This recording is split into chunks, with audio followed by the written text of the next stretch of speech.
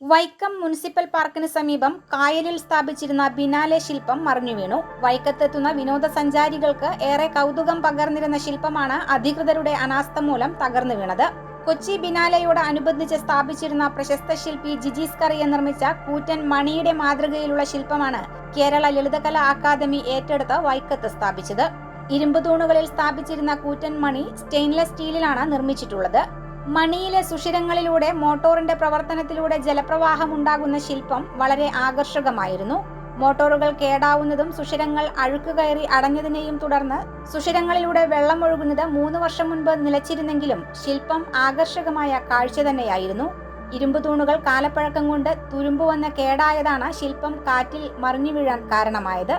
2015 Kerala Lalithakala academy സെക്രട്ടറിയായിരുന്ന MK ഷിബുവിന്റെ ശ്രമഫലമായാണ് ഈ ശില്പം നഗരസഭയുടെ സഹകരണത്തോടെ കേരള ലളിതകലാ അക്കാദമി വൈക്കം മുനിസിപ്പൽ പാർക്കിനോടനുബന്ധിച്ച് കായലിൽ സ്ഥാപിച്ചത്.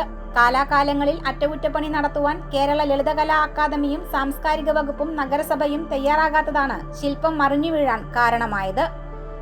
2015 ഫോർട്ട് കൊച്ചിയിൽ നിന്നും നമ്മളിവിടെ വൈക്കത്ത് കൊണ്ടുവന്ന് സ്ഥാപിച്ചത് ശ്രീ ജിജീസ് കറിയ എന്ന് പറയുന്ന ലോകപ്രശസ്തനായ ചിത്രകാരൻ ശില്പി. അദ്ദേഹത്തിൻ്റെ ഈ ശില്പം കൊച്ചിൻ ബിനാലയിൽ വളരെ ശ്രദ്ധേയമായിരുന്ന ഒരു കലാസൃഷ്ടിയാണ്. അതിൻ്റെ പേരിലാണ് ഈ ശില്പം അവിടെ നിന്ന് ബിനാലെ കഴിയുന്ന സമയത്ത് അവിടെ നിന്ന് മാറ്റി സ്ഥാപിക്കാൻ തീരുമാനിച്ചതും ഈ ശില്പം കേരളത്തിൻ്റെ വിവിധ ഭാഗങ്ങളിൽ സ്ഥാപിക്കുന്നതിന് വേണ്ടി വിവിധ ആവശ്യങ്ങൾ ഉന്നയിച്ചെങ്കിൽ പോലും വൈക്കത്തിൻ്റെ മഹത്തായ ചരിത്ര പ്രാധാന്യം, ചരിത്ര പൈതൃകം മനസ്സിലാക്കിയാണ് ഇങ്ങോട്ട് ജിജീസ് കറിയയുടെ കൂടി താല്പര്യത്തോടു കൂടി വൈക്കത്ത് കൊണ്ടുവന്ന് സ്ഥാപിച്ചത്. എന്നാൽ ഇതിൻ്റെ സംരക്ഷണം നടത്തേണ്ടിയിരുന്നത് വൈക്കം നഗരസഭയും അതുപോലെ തന്നെ കേരള ലളിതകലാ അക്കാദമിയും സാംസ്കാരിക വകുപ്പും ഒക്കെയാണ് ഇതിൻ്റെ സംരക്ഷണം നടത്തേണ്ടിയിരുന്നത്. ഇത് സ്ഥാപിച്ചിരുന്ന കേഡറുകൾ, ഇരുമ്പ് തൂണുകൾ ഈ ഉപ്പുവെള്ളം അടിച്ച് അത് കാലക്രമേണ അത് നാശത്തിൻ്റെ വക്കിലെത്തുമ്പോൾ അത് സംരക്ഷിക്കേണ്ട ഉത്തരവാദിത്വം ഒരു കലാ വസ്തുവിനോട് കാട്ടേണ്ട ആദരവ് കാട്ടേണ്ടതായിരുന്നു. ഇത് തകർച്ചയുടെ വക്കിലാണ് എന്ന് മുൻ ലളിതകലാ അക്കാദമി സെക്രട്ടറി എന്ന നിലയിൽ ഞാൻ പലതവണ അക്കാദമിയുടെയും സാംസ്കാരിക വകുപ്പിൻ്റെയും ശ്രദ്ധയിൽ ഈ വിഷയം കൊണ്ടുവന്നിട്ടുണ്ട്. ഇവിടുത്തെ മാധ്യമപ്രവർത്തകരും പലതവണ മാധ്യമ സ്ഥാപനങ്ങളെല്ലാം തന്നെ ഇതിൻ്റെ തകരുവാനുള്ള സാധ്യതയെക്കുറിച്ച് വാർത്തകൾ നൽകിയിരുന്നു. എന്നാൽ അധികൃതരുടെ അനാസ്ഥയാണ്, കടുത്ത അനാസ്ഥയാണ്, ലളിതകലാ അക്കാദമിയുടെയും സാംസ്കാരിക വകുപ്പിൻ്റെയും കടുത്ത അനാസ്ഥയാണ് ഈ ശില്പം ഇന്നിങ്ങനെ മറിഞ്ഞു വീഴാനുണ്ടായ സാഹചര്യം.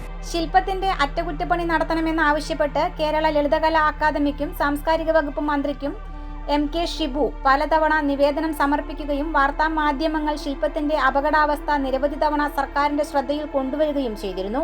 കേരള ലളിതകലാ അക്കാദമി ചെയർമാനും ശില്പി ജിജീസ് കറിയായും വൈക്കത്തെത്തി ശില്പത്തിന്റെ കേടുവന്ന തൂണുകൾ പുനർനിർമ്മിക്കുന്നതിന് ആവശ്യമായ ഡിസൈനും 8 ലക്ഷം രൂപ ചെലവ് വരുന്ന എസ്റ്റിമേറ്റും തയ്യാറാക്കിയതുമാണ്.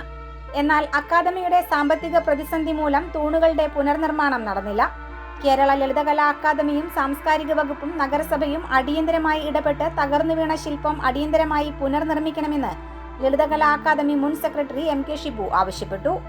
News fact, Vaikom. ഇഷ്ടങ്ങൾക്കൊപ്പം ജീവിക്കുമ്പോൾ ജീവിതം എത്ര മധുരകരമാണ്. ഞാൻ അറിയാത്ത എന്റെ കഴിവുകളെ കണ്ടെത്തി തന്നത് എന്റെ ഹസ്ബൻഡാണ്. ഈ സ്നേഹത്തെക്കാൾ വലിയ സന്തോഷം മറ്റെന്താണ്?